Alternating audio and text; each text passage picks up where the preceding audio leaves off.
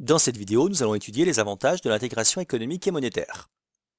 Tout d'abord, les avantages de l'intégration économique.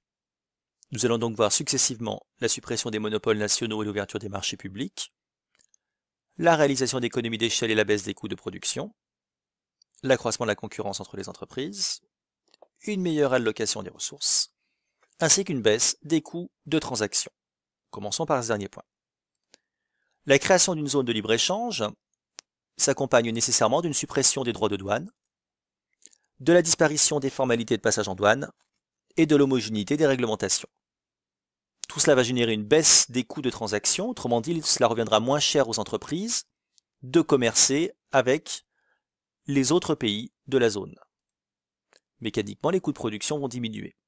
La création d'un marché unique, qui repose quant à elle sur la suppression des frontières, va accentuer cette baisse des coûts de transaction, donc cette diminution des coûts de production.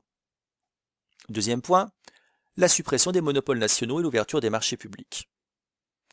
La création d'un marché unique va permettre la suppression des monopoles nationaux historiques, par exemple dans le domaine de l'électricité, des services postaux, des transports ferroviaires, etc. Cela va également permettre une ouverture des marchés publics.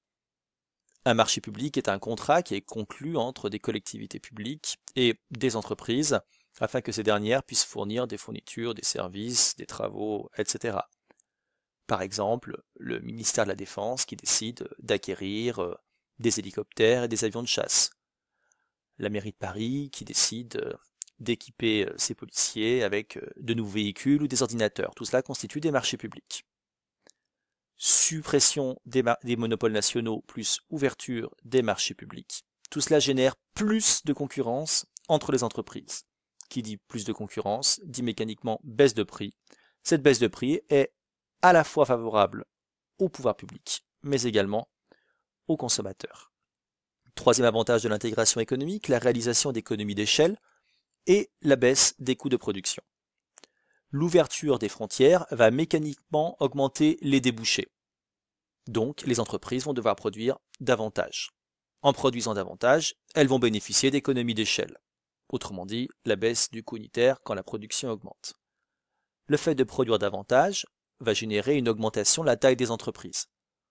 Cette augmentation de taille va accroître leur pouvoir de marché. Elles pourront, comme elles produisent davantage, acquérir davantage de consommation intermédiaire, donc elles auront un pouvoir de négociation à l'égard de leurs fournisseurs plus élevé. En produisant davantage, elles vont également bénéficier d'effets d'apprentissage, le learning by doing. Enfin, l'augmentation de la taille va permettre aux entreprises d'avoir un meilleur accès au marché des capitaux.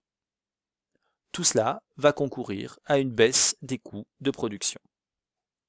Quatrième point, il y aura un accroissement de la concurrence entre les entreprises.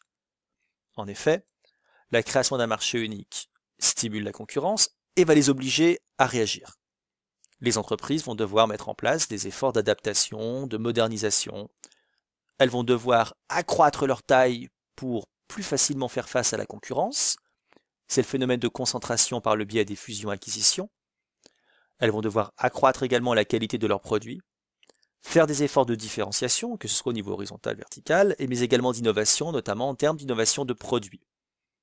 Les entreprises vont ainsi augmenter leur compétitivité prix, ce qui sera favorable aux consommateurs, qui pourront donc bénéficier d'une baisse de prix, mais qui sera également favorable aux consommateurs par le biais de la compétitivité hors prix, puisqu'ils auront plus de choix et qu'ils vont pouvoir donc bénéficier d'innovations de produits. Enfin, l'intégration économique permet une meilleure allocation, répartition, affectation des ressources. Dans le cas présent, l'ouverture des frontières va permettre une libre circulation du travail. Les travailleurs pourront donc facilement passer d'un pays à un autre en fonction, bien évidemment, de la demande de travail. L'ouverture des frontières va également faciliter donc la circulation des marchandises. Les entreprises pourront d'autant plus facilement tenir compte des avantages comparatifs au sens ricardien et des dotations factorielles au sens du théorème HO des différents pays. Elles pourront ainsi plus facilement décomposer à l'échelle de la zone leur processus productif. Et l'ouverture des frontières va également permettre une libre circulation du capital, ce qui va rendre plus aisées les possibilités de financement proposées aux entreprises. Globalement, on aboutit donc à une meilleure allocation des ressources qui va stimuler la croissance économique. L'intégration monétaire reprend tous les avantages que nous venons de voir au niveau de l'intégration économique et en rajoute d'autres, notamment l'élimination des contraintes liées au change monétaire ainsi qu'aux fluctuations des devises, le fait que la transparence, donc la concurrence, seront favorisées, que les taux d'intérêt vont diminuer, qu'il sera à nouveau plus aisé d'accéder aux capitaux et qu'il y aura un approfondissement des politiques économiques. Commençons par l'élimination des contraintes liées au change monétaire ainsi que les fluctuations des devises.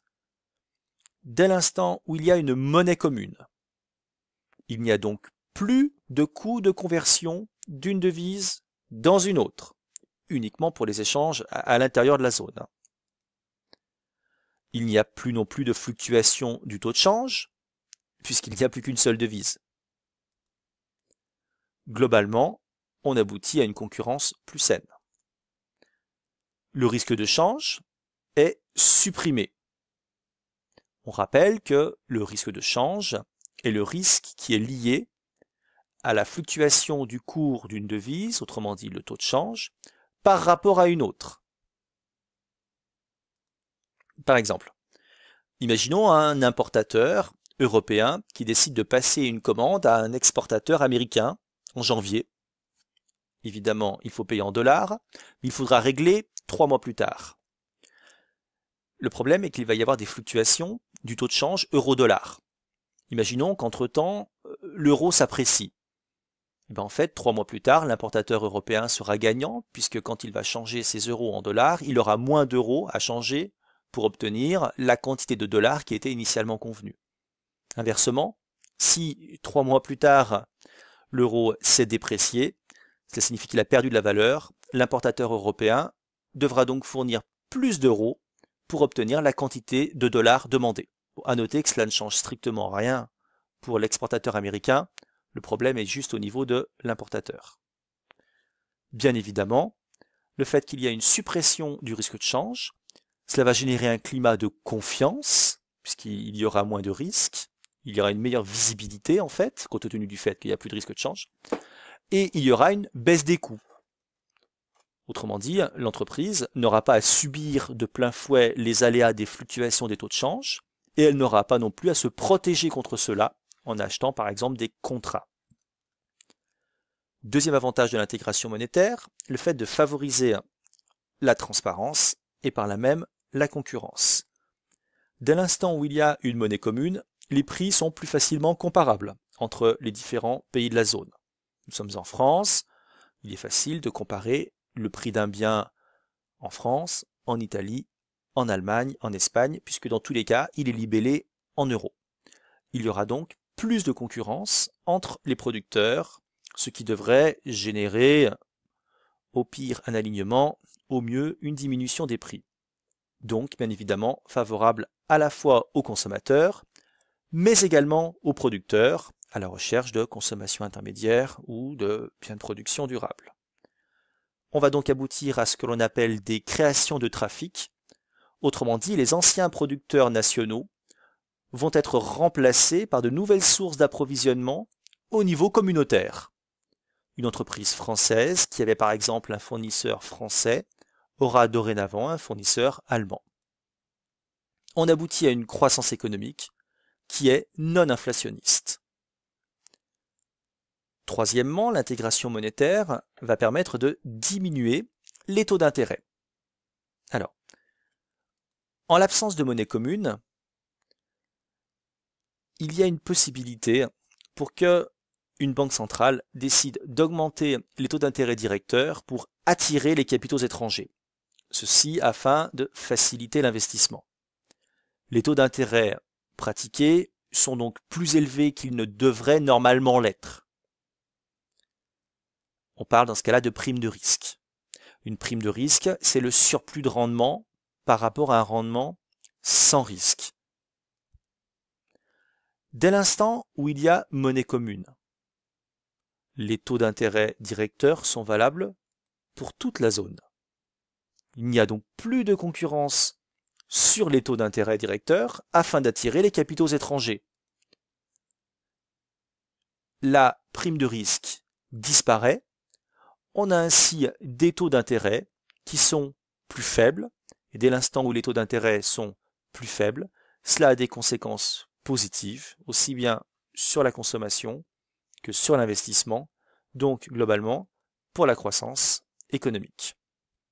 L'intégration monétaire permet également d'accéder plus facilement à des capitaux. En effet, en présence d'une monnaie commune, le marché des capitaux est de plus grande taille. Qui plus est, la création d'une monnaie commune, qui va regrouper 5, 10, 15, 19 pays, va accroître la confiance dans cette monnaie à l'échelle mondiale. Donc il sera plus facile de trouver des capitaux à moindre coût puisque cette monnaie sera plus demandée. Enfin, l'intégration monétaire va permettre d'approfondir les politiques économiques. En effet, une monnaie commune symbolise dans la typologie de Bella Balassa le 5e degré d'approfondissement de l'intégration et cela va permettre d'engager une convergence d'autres politiques économiques, que ce soit au niveau fiscal, dans le domaine de la protection sociale, etc.